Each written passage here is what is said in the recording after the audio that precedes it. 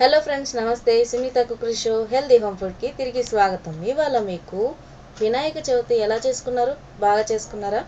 అయితే వినాయక చవితికి మనం పాలవెల్లి కడతాం కదా, పాలవెల్లిలో ఉండే ఫ్రూట్స్ అన్నిటినీ మీరు పడేస్తున్నారా? అయితే పడేయకండి. పాలవెల్లిలో ఉండే ఒక ఫ్రూట్తో మీకు ఈజీగా ఒక డిష్ చూపించబోతున్నాం. సో ఈ వీడియోని ఎక్కడ స్కిప్ చేయకుండా కంప్లీట్గా చూసేయండి. అంతేకాకుండా ప్లీజ్ దయచేసి లైక్ చేయండి అండ్ ఆల్సో షేర్ కూడా చేయండి మీ ఫ్రెండ్స్ అండ్ రిలేటివ్స్కి. మీరు ఎన్ని లైక్స్ చేస్తే మాకు అంత ఎంకరేజ్మెంట్ ఉంటుంది. అంతేకాకుండా రెడ్ కలర్లో ఉండే సబ్స్క్రైబ్ బటన్ పక్కనున్న గంట ప్రెస్ చేసి ఆల్ అని సెలెక్ట్ చేస్తే చాలు. ఇలాంటి కొత్త కొత్త రెసిపీస్ అన్నీ మీ ముందుకు వచ్చేస్తాయి. అంతేకాకుండా మేము కూడా చాలా ఇంట్రెస్టింగ్గా మీకు కొత్త రెసిపీస్ పరిచయం చేయడానికి ట్రై చేస్తూ ఉంటాం. ఇంతకీ ఏ ఫ్రూట్తో ఏం చూపించబోతున్నాము, ఏం డిష్ అని అనుకుంటున్నారా? ఆలస్యం చేయకుండా వీడియోలోకి వెళ్ళిపోదామా?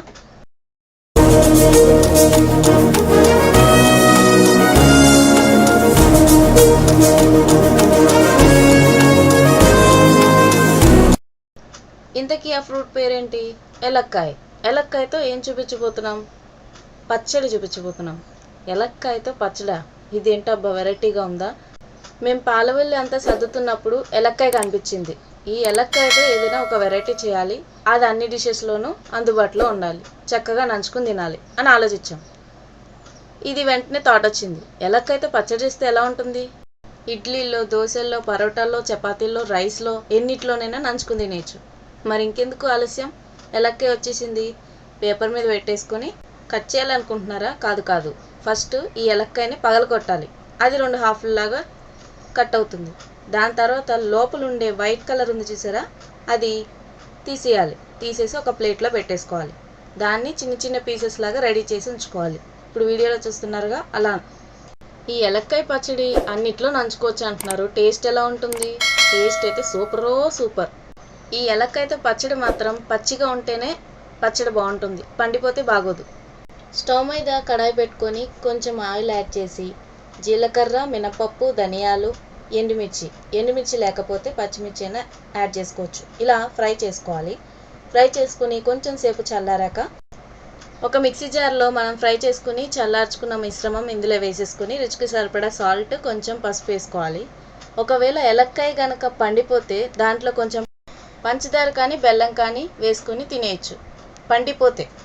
నెక్స్ట్ ఇప్పుడు ఇలా కట్ చేసుకున్న ఎలక్కాయ ముక్కలు ఉన్నాయి కదా, అవి ఇందులో వేసేసుకొని గ్రైండ్ చేసేసుకోవాలి. గ్రైండ్ చేసుకొని కొంచెం మెంతిపొడి కూడా యాడ్ చేసుకోండి టేస్ట్ కోసం. ఒకవేళ నలగకపోతే కొంచెం నీళ్ళు యాడ్ చేసుకోవాలి, ఎక్కువ నీళ్ళు యాడ్ చేసుకోకూడదు. ఇలా పేస్ట్ కన్సిస్టెన్సీ ఇలా ఉంది కదా. నెక్స్ట్ స్టవ్ మీద కడాయి పెట్టుకొని ఆయిల్ యాడ్ చేసుకొని, ఇక్కడ మేము 2 to 3 స్పూన్స్ ఆయిల్ యాడ్ చేసుకున్నాము. అలా యాడ్ చేసుకున్నాక పోపు దినుసులన్నీ యాడ్ చేసేసుకోవాలి. అంటే పచ్చెనపప్పు, మినపప్పు, ఆవాలు, జీలకర్ర. దీంట్లోనే యాడ్ చేసుకోవాలనుకుంటే ఎండుమిర్చి కానీ, కరివేపాకు కానీ, కొత్తిమీర కానీ వేగిచ్చేసుకోవచ్చు. తర్వాత ఇంగువ అంటే హింగ్రాజ్ వేసేసుకొని కొంచెం సేపు వేగాలి. అలా వేగిచ్చేసుకున్నాక మనం రెడీ చేసుకున్న పేస్ట్ ఉంది కదా, పచ్చడి ఉంది కదా, అది ఇందులోనే వేసేసుకొని కొంచెం సేపు కలిపేయాలి. ఇదంతా పేస్ట్ లైక్ పచ్చడి వేడి మీద ఉండగానే వేసేసుకోవాలి, చల్లారకూడదు. మనం పోపు దినుసులన్నీ వేగించుకున్నాం కదా, అంతే. ఇది ఏదైనా ఒక కంటైనర్లో స్టోర్ చేసుకొని ఒక రోజు అయితే బయట పెట్టినా నో ప్రాబ్లం. నెక్స్ట్ డే నుంచి ఫ్రిడ్జ్లో మాత్రం పెట్టుకోవాలి. ఇలా పెట్టుకుంటే ఒక 10 days వరకు నిల్వ ఉంటుంది. అన్నంలో నంచుకుని తింటే బాగుంటుంది అనుకున్నాం కదా, ఈ అన్నంలో ఈ పచ్చడి వేసుకొని ఉల్లిగడ్డ నంచుకుని తింటే సూపర్.